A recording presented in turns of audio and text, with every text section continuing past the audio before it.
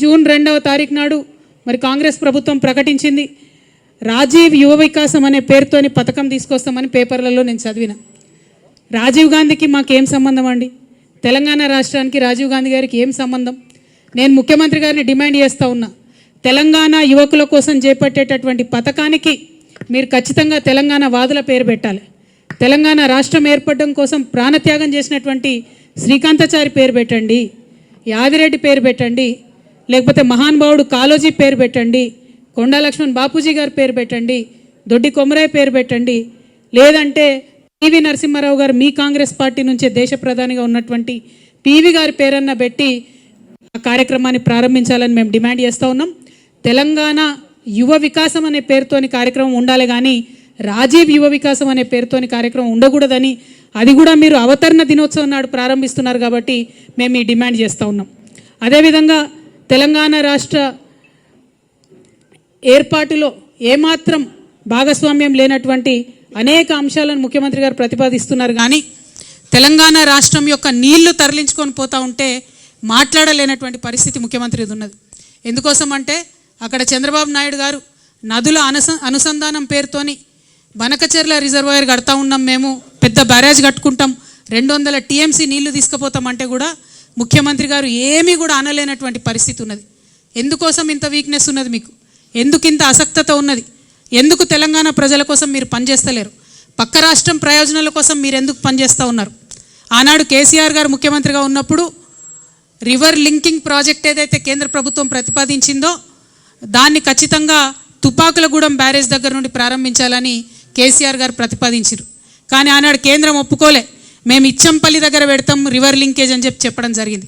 మరి ఇవాళ ఏ మీటింగ్ కాలేదు, ఏ అపెక్స్ కౌన్సిల్ కలవలేదు, కేంద్ర ప్రభుత్వం రాష్ట్ర ప్రభుత్వంతో చర్చలు జరపలేదు. కేవలం చంద్రబాబు నాయుడు గారి డైరెక్షన్లో ఈ రివర్ లింకేజ్ ప్రాజెక్టు పాయింట్ పోలవరంకు తీసుకొని వెళ్ళడం జరిగింది. పోలవరం నుండి 200 TMC గోదావరి నీళ్లను మొత్తం కూడా తీసుకెళ్ళిపోతున్నారు. ఇవాళ గోదావరి కావేరీ లింక్ పేరు మీద చెన్నైకి నీళ్ళు ఇవ్వాలని చెప్పేటటువంటి వంక పేరు మీద గోదావరి నది నీళ్లు పర్మనెంట్గా తెలంగాణకు దూరం కాబోతూ ఉన్నాయి. మరి అయినా కూడా ముఖ్యమంత్రి గారు మాట్లాడతలేరు. ఇది చాలా దారుణం. ఎల్లుండి జూన్ 2న తెలంగాణ రాష్ట్ర అవతరణ దినోత్సవం నాడు ముఖ్యమంత్రి గారు ఒక స్పష్టమైన ప్రకటన దీని మీద చేయాలి. అపెక్స్ కమిటీ మీటింగ్ ఇమీడియట్గా పిలవాలని చెప్పి డిమాండ్ చేయాలి. మనకేదైతే 200 TMC నీళ్ళు నష్టపోతామో మన నీళ్ళ మీద మనకు వాటా కావాలని చెప్పి ముఖ్యమంత్రి గారు డిమాండ్ చేయాలని నేను కోరుతా ఉన్నాను. కేసీఆర్ గారు కాళేశ్వరం ప్రాజెక్ట్ ఎందుకోసం కట్టిండ్రు? ఈ 200 TMCల హక్కు మనకు తెలంగాణకు ఉండాలని చెప్పి వారు కట్టిండ్రు. మరి ఇవాళ కేసీఆర్ గారు కాళేశ్వరం కట్టి 4 సంవత్సరాలుగా ప్రతి సంవత్సరం 20 లక్షల ఎకరాలకు నీళ్ళు ఇస్తుంటే మీరు చూసి ఓర్వలేక ఇవాళ కేసీఆర్ గారికి నోటీస్ ఇచ్చిరా? 1 కోటి ఎకరాల మాగాణం తెలంగాణ వేసినందుకు కేసీఆర్ గారికి ఇలా మీరు నోటీసులు ఇచ్చిండ్రా? రైతులకు రైతు బీమా పేరుతో ఆదుకున్నందుకు మీరు నోటీసులు ఇచ్చిండ్రా? రైతు బంధు పేరుతో ఆదుకున్నందుకు మీరు నోటీస్ ఇచ్చిండ్రా? కేసీఆర్ కిట్ ఇచ్చినందుకు నోటీస్ ఇచ్చిండ్రా? తెలంగాణ ప్రజలకు మేలు చేసినందుకు నోటీస్ ఇచ్చిరా? ఎందుకోసం నోటీస్ ఇచ్చిండ్రు? అది అసలు కాళేశ్వరం కమిషనా, కాంగ్రెస్ కమిషనా అని ముఖ్యమంత్రి గారు నేను ప్రశ్నిస్తూ ఉన్నాను.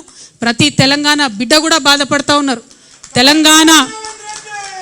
తెలంగాణ జాతిపిత అయినటువంటి కేసీఆర్ గారి మీద మీరు ఇవాళ నోటీసులు ఇవ్వడం అంటే యావత్తు తెలంగాణకు నోటీసులు ఇచ్చినట్టే అని నేను భావిస్తూ ఉన్నాను. ఎందుకోసం ఈ మాట చెప్తా ఉన్నామంటే ఆ బక్కపల్సటి మనిషి ఒకసారి పిడికిలెత్తి బయలుదేరితేనే ఇవాళ తెలంగాణ రాష్ట్రం వచ్చింది.